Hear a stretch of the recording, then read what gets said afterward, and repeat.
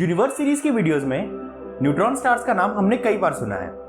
Neutron stars supernova explosion के बाद बनते हैं। जब कोई तारा जिसका की मास हमारे सन से 4 to 8 टाइम्स होता है मरता है तो उसका कोर बहुत ज्यादा कॉम्प्रेस हो जाता है और उस स्टार में बचे हुए सारे एलिमेंट्स न्यूट्रॉन्स बन जाते हैं और इससे जो कुछ पीछे बच जाता है उसे न्यूट्रॉन स्टार कहते हैं।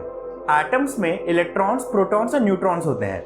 इलेक्ट्रॉन्स नेगेटिवली चार्ज होते हैं, प्रोटॉन्स पॉजिटिवली चार्ज होते हैं और न्यूट्रॉन्स का कोई चार्ज नहीं होता। न्यूट्रॉन स्टार्स में ग्रेविटी इतनी ज्यादा लगती है जब कोई तारा मरता है या बड़ा तारा मरता है कि ये प्रोटॉन्स और इलेक्ट्रॉन्स फ्यूज होकर न्यूट्रॉन्स के शेप ले लेते हैं या न्यूट्रॉन्स की शक्ल ले लेते हैं। जब कोई तारा जो कि हमारे सन से 4 से 8 गुना ज्यादा मैसिव होता है मरने वाला होता है तो उसके कोर में सन से कम 1 से 2 गुना मास बच जाता है।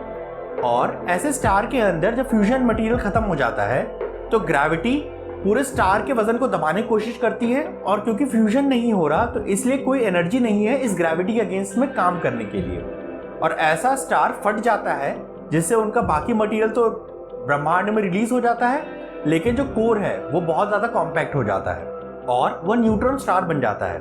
न्यूट्रॉन स्टार्स ब्लैक होल्स के बाद हमारे ब्रह्मांड की सबसे ज्यादा डेंस चीजें होते हैं। न्यूट्रॉन स्टार का 1 टीस्पून मटेरियल भी माउंट एवरेस्ट जितना भारी होता है। न्यूट्रॉन स्टार्स का डायमीटर यूजुअली 15 से 20 किलोमीटर होता है और इस 15 से 20 किलोमीटर के डायमीटर में न्यूट्रॉन स्टार में सूरज के मुकाबले 1 से 2 गुना भार होता है। सुपरनोवा एक्सप्लोजन होने के बाद तारे का जो रोटेशन स्पीड होता है वो बढ़ जाता है और जैसे जैसे सुपरनोवा एक्सप्लोजन के बाद मास कंसंट्रेट होता है वैसे वैसे ही रोटेशन स्पीड और बढ़ती जाती है। ऐसा कंजर्वेशन ऑफ एंगुलर मोमेंटम की वजह से होता है। इस कंजर्वेशन ऑफ एंगुलर मोमेंटम की वजह से न्यूट्रॉन स्टार जब बनता है तो वो काफी तेजी से रोटेट करने लगता है, यहां तक कि उनकी रोटेशन स्पीड 100 टाइम्स पर सेकंड हो सकती है। और इसी के साथ साथ न्यूट्रॉन स्टार्स की मैग्नेटिक फील्ड भी बहुत स्ट्रांग होती है। यह धरती की मैग्नेटिक फील्ड के मुकाबले 1 क्वाड्रिलियन टाइम्स हो सकती है। अब इस ढेर सारे मास और एक्सेसिव रोटेशन स्पीड की वजह से न्यूट्रॉन स्टार्स में बहुत ज्यादा एनर्जी छिपी होती है। न्यूट्रॉन स्टार्स में इतनी ज्यादा एनर्जी होती है कि उनके अंदर से पार्टिकल्स की स्ट्रीम निकलने लगती है पोल्स से और ये पार्टिकल्स की stream usually high energy particles जैसे कि गामा रेस और एक्सरेस के फॉर्म में होती है और ये पार्टिकल की स्ट्रीम लाइट पल्सेस की तरह दिखते हैं हमें। हमारी ऑब्जर्वेटरीज और रेडियो टेलीस्कोप्स न्यूट्रॉन स्टार्स से आने वाले इन सिग्नल्स को बहुत ही लंबे समय से रिकॉर्ड कर रहे थे, लेकिन साइंटिस्ट ने जब इन सिग्नल्स को पहले देखा तो वो कंफ्यूज हो गए। उन्हें लगा कि कोई एलियन सिविलाइजेशन हमसे संपर्क करने की कोशिश कर रही है, लेकिन जब इस लाइट पल्स या एनर्जी सिग्नल को एनालाइज किया गया तो समझ में आया कि जो एनर्जी ऐसे लाइट पल्स को प्रोड्यूस करने के लिए चाहिए वो कोई एलियन सिविलाइजेशन नहीं बना सकती, यह कोई ना कोई कॉस्मिक ऑब्जेक्ट होगा।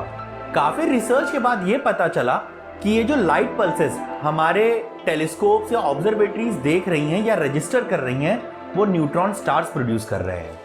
न्यूट्रॉन स्टार्स के पोल्स पर से ये लाइट स्ट्रीम्स निकलती हैं और जब हम इन लाइट स्ट्रीम्स के रास्ते में आते हैं या हमारी धरती इन लाइट स्ट्रीम्स के रास्ते में आती है तो ये लाइट पल्सेस हमें दिखते हैं। ये काफी हद तक समुद्रों के किनारे बने लाइट हाउसेस जैसा है। लाइट हाउसेस की भी रोशनी पल्सेस में दिखती है, इसीलिए पल्सार्स को ब्रह्मांड के लाइट हाउस भी कहते हैं। लेकिन एक दिन ये न्यूट्रॉन स्टार्स और पल्सार्स धीरे धीरे अपनी एनर्जी लूज कर जाएंगे और स्लो हो जाएंगे और इनकी ये लाइट स्ट्रीम्स भी बंद हो जाएंगी और फिर ये ब्रह्मांड में बिना लाइट बिना एनर्जी के एक निर्जीव वस्तु की तरह घूम रहे होंगे जिन्हें डिटेक्ट भी करना मुश्किल होगा। 1967 में जब सबसे पहली बार पल्सार्स के सिग्नल देखे गए थे तब से लेकर आज तक 2000 से भी ज्यादा पल्सार्स हमें हमारी मिल्की वे गैलेक्सी में मिले हैं और ये आगे भी मिलते रहेंगे। न्यूट्रॉन स्टार्स या पल्सार्स हमारे इस ब्रह्मांड की बहुत ही अनोखी चीजें हैं और इनके बारे में अभी बहुत कुछ जानना बाकी है। यूनिवर्स सीरीज की आगे आने वाली वीडियो में हम हमारे ब्रह्मांड के कुछ अजीब प्लैनेट्स या ग्रहों के बारे में जानेंगे। Till then, thank you and stay curious.